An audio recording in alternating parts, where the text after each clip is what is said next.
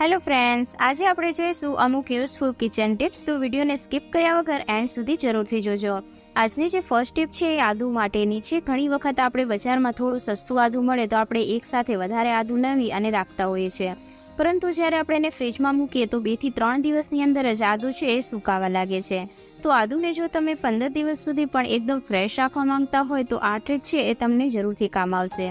તો સૌથી પહેલાં તો અહીંયા આદુના મેં આ રીતના કટકા કરી લીધા છે. તો જે આદુ અત્યારે સુકાણું નથી એના જ મેં કટકા કર્યા છે. ત્યારબાદ આપણે કાચની બરણી લઈ લેવાની છે. તો બરણીનું ઢાંકણ ખોલી અને આપણે એની અંદર પાણી ઉમેરી દઈશું. તો જે આપણે પીવામાં ઉપયોગમાં લેતા હોઈએ એ જ પાણીનો મેં અહીંયા ઉપયોગ કર્યો છે. એની અંદર આપણે જે આદુના કટકા છે એને ઉમેરી દેવાના છે. પાણીની અંદર આદુ મૂકવાથી આદુ છે જલ્દીથી સુકાતું પણ નથી અને એકદમ ફ્રેશ પણ રહે છે. તો અત્યારે જે ફ્રેશ આદુ છે એનો જ મેં અહીંયા ઉપયોગ કર્યો છે. જે સુકાઈ ગયું છે એ આદુ આપણે નથી ઉમેરવાનું. તો હવે ઢાંકણ બંધ કરી અને આપણે આને ફ્રીજની અંદર મૂકશું તો 15 દિવસ સુધી આદુ ખરાબ નહીં થાય. નેક્સ્ટ ટિપ જોઈએ એના પહેલાં આજે તમારી સાથે એક રેસીપી શેર કરીશ જે તમે બાળકોને લંચ બોક્સમાં પણ આપી શકો છો અને સાંજમાં તમે નાસ્તા માટે પણ આપી શકો છો. તો અહીંયા મેં સવારની જે વધેલી રોટલી છે એ લઈ લીધી છે. ત્યારબાદ આપણે એક પ્લેટની અંદર 2 બાફેલા બટેકા લઈ લઈશું જેને મેં મેશ કરી લીધા છે.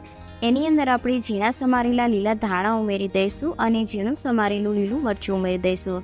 તો અહીંયા હું બાળકો માટે બનાવી રહી છું એટલા માટે અહીંયા મેં અડધું જ લીલું મરચું લીધું છે.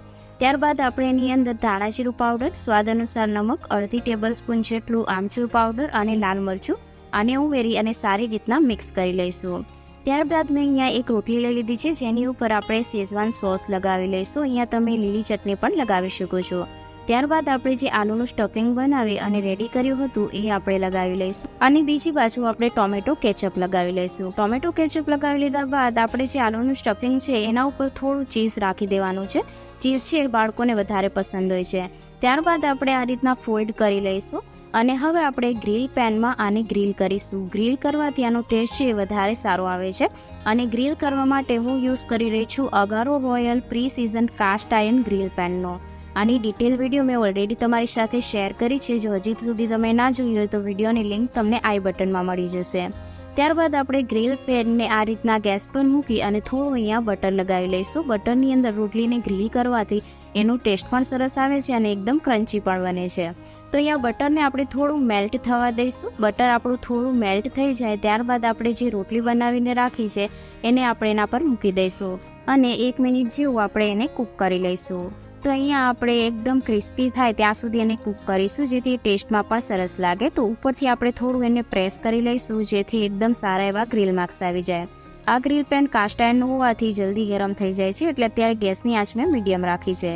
તો હવે આપણે એને બીજી બાજુ પણ પલટી લઈશું અને બીજી બાજુ પણ એકદમ સારા ગ્રીલ માર્ક્સ આવી જાય ત્યાં સુધી આપણે એને કૂક કરીશું. આ જે ગ્રીલ પેન છે એની પરચેસ લિંક હું ડિસ્ક્રિપ્શન બોક્સમાં મૂકી દઈશ. તો તમારે જો ચેક કરવું હોય તો તમે ત્યાંથી ચેકઆઉટ કરી શકો છો. તો અહીંયા આપણી જે આલુ ટાકોસ છે એ બની અને રેડી થઈ ગયા છે. તો આપણે એને પ્લેટમાં કાઢી લઈએ. તો આ રેસીપી તમે જરૂરથી એક વખત ટ્રાય કરજો. હવે જોઈએ નેક્સ્ટ ટ્રીક. આજે નેક્સ્ટ ટ્રીક છે મગ માટેની. જ્યારે પણ આપણે વધારે મગ અથવા કોઈ પણ ઘરમાં કઠોળ ભરીએ તો ઘણી વખત એની અંદર કીડા પડી જતા હોય છે, બાચકા પડી જતા હોય છે, તેમજ એ જલ્દીથી સડવા લાગે છે. તો આજે તમારી સાથે એક એવી ટ્રીક શેર કરીશ જેનાથી તમે એને 1 વર્ષ સુધી રાખશો તો પણ એની અંદર બિલકુલ કીડા નહીં લાગે. તો એના માટે આપણે 1 ચમચી જેટલું કોઈ પણ કુકિંગ ઓઇલ લઈશું. જે તમે જમવામાં યુઝ કરતા હોય એ તેલનો તમે ઉપયોગ કરી શકો છો અને ત્યારબાદ હાથની મદદથી સારી રીતના એને મિક્સ કરી લઈશું જેથી તેલની એક કોટિંગ છે એ આ મગ ઉપર આવી જાય.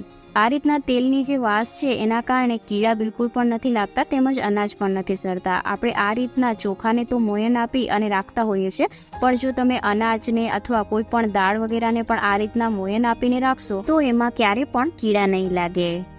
ત્યારબાદ જોઈએ નેક્સ્ટ ટ્રીક. આજની જે નેક્સ્ટ ટ્રીક છે એ ખાંડ માટેની છે.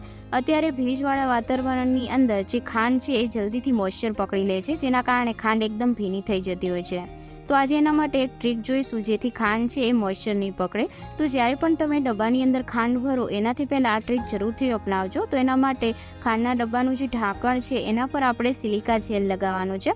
તો આ જે સિલિકા જેલ છે આપણે કોઈ પણ બહારથી નવી વસ્તુઓ લાવીએ તો એની અંદર મળી જતો હોય છે અથવા તો તમે માર્કેટમાંથી પણ લઈ શકો છો.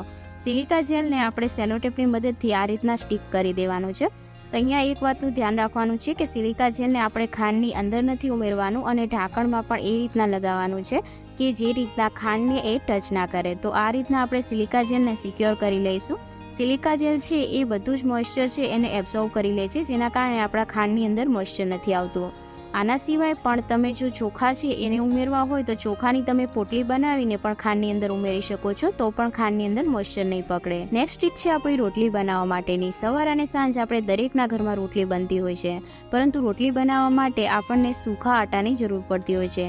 ઘણી વખત આપણે જે લોટ છે એને આપણે પરાતની અંદર જ મૂકી દેતા હોઈએ છીએ, અથવા તો કોઈ પણ પ્લેટ અથવા વાટકીની અંદર જ્યારે આપણે લોટ મૂકીએ ત્યારે આપણે વારંવાર એને ડબ્બામાં કાઢવામાં અને મૂકવામાં આપણને ઘણો બધો ટાઈમ વેસ્ટ જતો હોય છે. તો એના માટે જ્યારે પણ તમારે આ લોટની જરૂર પડતી હોય તો તમે આ લોટને પરાતની અંદર કાઢવાના બદલે અથવા તો કોઈ પણ વાટકીની અંદર કાઢવાના બદલે તમે કોઈ પણ એક પ્લાસ્ટિકનો ડબ્બો યુઝ કરી શકો છો, અથવા તો કોઈ પણ જો તમારી પાસે સ્ટીલનો ડબ્બો હોય એનો પણ તમે અહીંયા ઉપયોગ કરી શકો છો. આની અંદર લોટ મૂકવાથી આપણને એને કાઢવાની અને મૂકવાનો જે ટાઈમ છે એ પણ આપણો બચી જાય છે અને આપણને એને કાઢવામાં પણ ઇઝી રહે છે. તો આજની આ ટ્રીક તમને કેવી લાગી એ કોમેન્ટમાં મને જરૂરથી જણાવજો, અને જો તમે ચેનલ પર પહેલી વાર આવ્યા હોય તો જરૂરથી સબસ્ક્રાઈબ કરીને બાજુનું બેલ આઇકન ક્લિક કરજો.